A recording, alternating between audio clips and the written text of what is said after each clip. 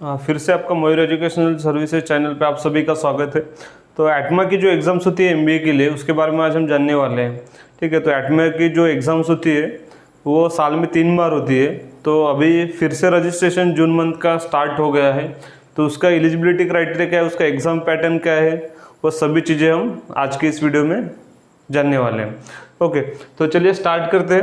एटमा 2023 June and July months, June and July 2023। ठीक है, एटमा exams कितनी बार होती है? 3 बार होती है।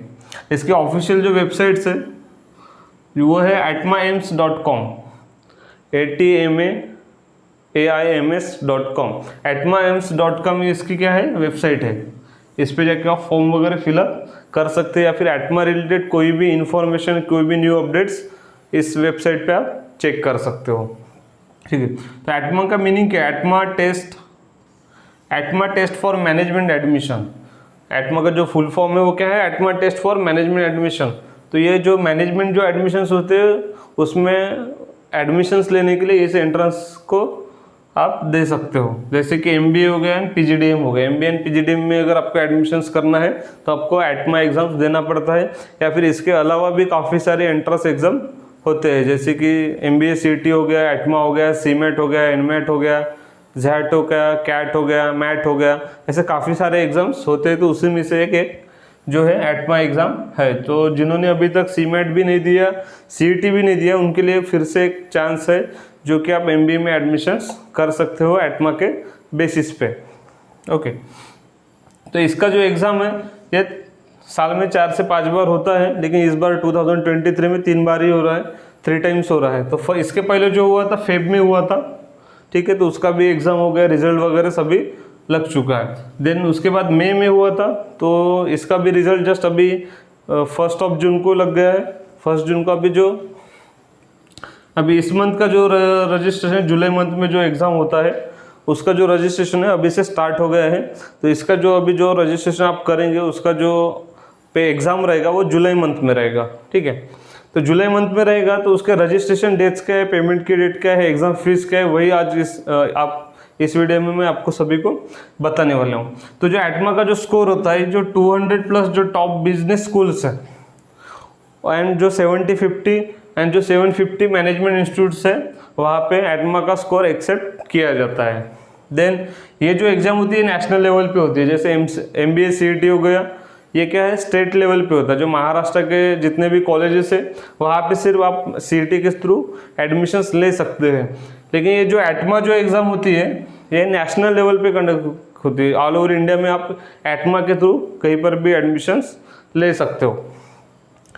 देन एग्ज़ाम मोड जो होता है, एटमा एग्ज़ाम का जो मोड होता है वो ऑनलाइन मोड पे होता है, ये ऑफलाइन नहीं होती है।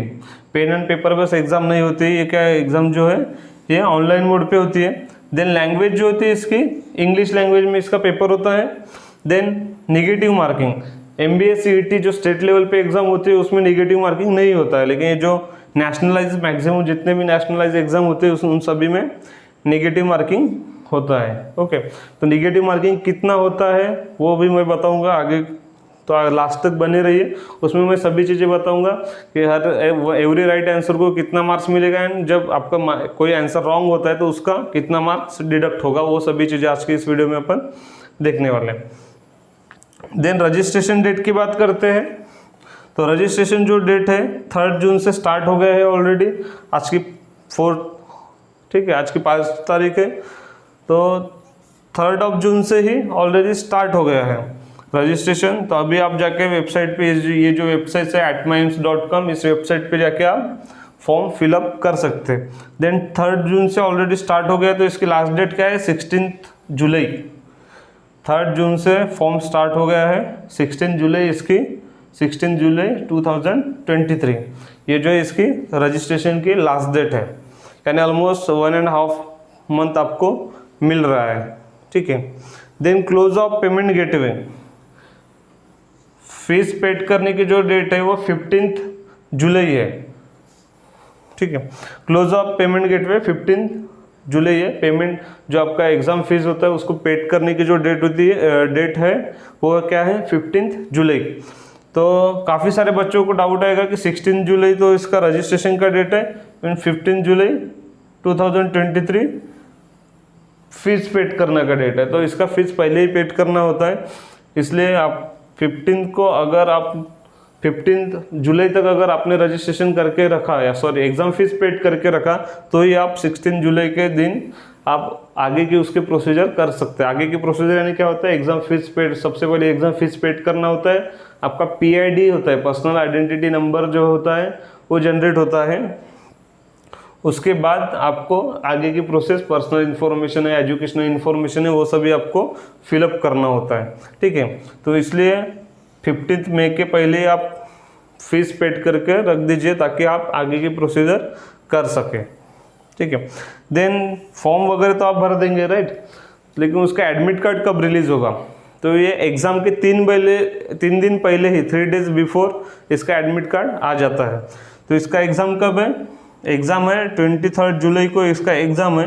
तो 23 जुलाई 2023 में एग्ज़ाम है, तो ये 20 जुलाई 2023 को ही इसका एडमिट कार्ड आ जाएगा, ठीक है। एक दिन आगे पीछे हो सकता है, तो जैसे एडमिट कार्ड भी आएगा तो मैं इसका अपडेट दे दूंगा, या फिर आप भी इस वेबसाइट पे डायरेक्टली जाके चेक कर सकते हो, ठीक है। और ये जो वेबसाइट जो एटमा एम्स की जो ऑफिशियल वेबसाइट है वो मैं आपको डिस्क्रिप्शन में दे दूंगा, जब वहाँ से जाके आप रजिस्ट्रेशन फॉर्म फिलअप कर सकते हो और आगे कोई अपडेट्स के लिए भी उस साइट को आप चेक कर सकते हो, ठीक है। एक ये तो हो गया एडमिट कार्ड रिलीज डेट और एग्ज़ाम डेट, ठीक है। ये डेट ध्यान से अपने याद रखिए, 20 जुलाई एडमिट कार्ड की डेट है एंड 23 जुलाई एग्ज़ाम डेट है। काफ़ी सारे बच्चे एग्ज़ाम रजिस्ट्रेशन तो कर देते हैं लेकिन उनको डेट नहीं पता होती है, ठीक है।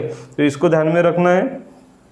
और इसका जो रिज़ल्ट आएगा 5 दिन के बाद ही उसका रिज़ल्ट आएगा। जैसे 23 को आपका एग्ज़ाम डेट है, उसके 5 दिन बाद यानी 28 जुलाई को आपका रिज़ल्ट आएगा। तो काफ़ी फास्ट प्रोसीजर होता है इसका। तो ये तो हो गया registration, exam fees and result की डेट्स, ठीक है। तो इसका जो एग्ज़ाम पैटर्न होता है वो क्या होता है वो देखेंगे हम। एनालिटिकल रीजनिंग स्किल्स के कितने क्वेश्चंस होते हैं, 60 क्वेश्चंस होते हैं। एनालिटिकल रीजनिंग स्किल्स के 60 क्वेश्चंस होते हैं, क्वांटिटेटिव स्किल्स के 60 क्वेश्चंस होते हैं, एंड देन वर्बल स्किल्स के 60 क्वेश्चंस होते हैं। 60 यानी 180 क्वेश्चंस होते हैं टोटल। आपको 180 क्वेश्चंस रहे होंगे टोटल। ये MCQ बेस पेपर होता है, ऑब्जेक्टिव बेस क्वेश्चन होता है। एक क्वेश्चन रहता है, उसके 4 ऑप्शंस रहते हैं, उसमें से जो राइट आंसर है वो आपको सिलेक्ट करना होता है, right. 180 MCQs, 180 minute duration, 180 MCQs होता है एंड 3 आवर्स का ड्यूरेशन होता है, 180 मिनट्स, राइट। तो 3 आवर्स आपको मिलते हैं टाइमिंग। देन जैसे मैंने बोला था कि निगेटिव मार्किंग है, ठीक है। एवरी राइट आंसर को क्या है +1 मार्क मिलेगा, यानी 1 मार्क मिलेगा। और जो अगर आपका कोई आंसर रॉन्ग होता है, कोई क्वेश्चन का आंसर रॉन्ग होता है तो 0.25 मार्क्स डिडक्ट होंगे। 0.25 यानी अगर 4 क्वेश्चन के आंसर आपके रॉन्ग होते हैं तो आपका 1 मार्क माइनस हो जाएगा, ठीक है। देन एग्जाम फीस की अगर बात करते हैं तो 2000 रुपीज़ आपकी एग्जाम फीस है, 2000 रुपीज़ एग्जाम फीस है। एंड वुमेन कैंडिडेट्स के लिए 25% कंसेशन है, यानी 1500 में आपका गर्ल्स का काम हो जाएगा। देन नॉर्थ ईस्टर्न स्टेट्स के जो कैंडिडेट्स है उनको 50% कंसेशन है। 50% कंसेशन है, डायरेक्ट 2000 का हाफ कर दो, 1000 रुपीज़ फीस लगेगा नॉर्थ ईस्टर्न के लिए। एंड वुमेन कैंडिडेट्स के लिए 25% कंसेशन है, यानी 1500 फीस लगेगा। देन एलिजिबिलिटी क्राइटेरिया, एटमा का जो 2023 जो एग्ज़ाम है इसका फॉर्म कौन से स्टूडेंट फिलअप कर सकते हैं, उसके लिए एलिजिबिलिटी क्राइटेरिया क्या है, तो वो है इंडियन सिटीजन होना चाहिए। जो कैंडिडेट जो फॉर्म फिलअप करने वाले वो सबसे पहले तो इंडियन सिटीजन होना चाहिए।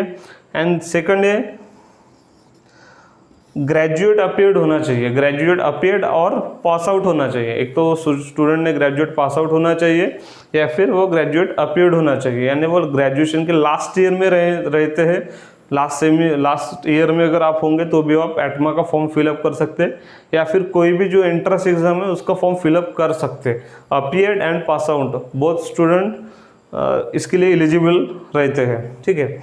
Then OBC and open, graduation तो लास्ट ईयर में आप फॉर्म फिलअप कर सकते हैं, pass out student form fill up कर सकते हैं, वो सब तो ठीक है, लेकिन सभी स्टूडेंट फॉर्म फिलअप नहीं कर सकते। उसके पीछे का रीज़न ऐसा है कि उसमें परसेंटेज का भी क्राइटेरिया है कि अगर ग्रेजुएशन में आपको इतना परसेंट है तो ही आपका आप इस कोई भी एंट्रेंस के लिए, इसी के लिए नहीं, एटमा के लिए नहीं, तो बाकी जो CET वगैरह होती है उसके लिए भी ये उसके लिए भी ये फॉर्मूला लागू होता है, ये चीज़ लागू होता है। एलिजिबिलिटी क्राइटेरिया में ये सब चीज़ें, ये रूल्स लागू होता है। तो OBC ओपन को जो है ग्रेजुएशन का एग्रीगेट कितना होना चाहिए, टोटल एग्रीगेट जो है आपका 50% बनना चाहिए।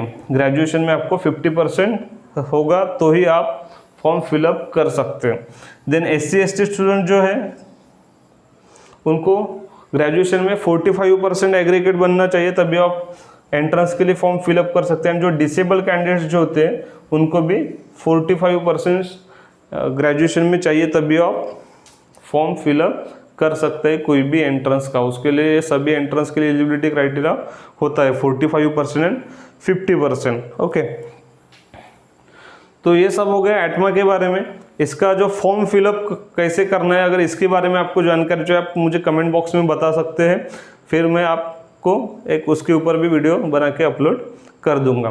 तो अगर आपको फॉर्म कैसे फिलअप करना है, PID कैसे जनरेट करना है, PID मीन्स क्या होता है, उसमें कोड वगैरह डालना पड़ता है, तो वो सब चीज़ें अगर आपको नहीं समझ में आ रही है तो आप मुझे कमेंट में मैसेज कर सकते हैं, कमेंट कर सकते हैं, ताकि मैं उसके ऊपर भी वीडियो बनाऊँ। ओके, तो ऐसे ही अपडेट्स के लिए आप मेरे चैनल को सब्सक्राइब करके रखिए, ताकि हर आप अपडेट्स आप तक पहुँचते रहे, आपको मिलते रहे।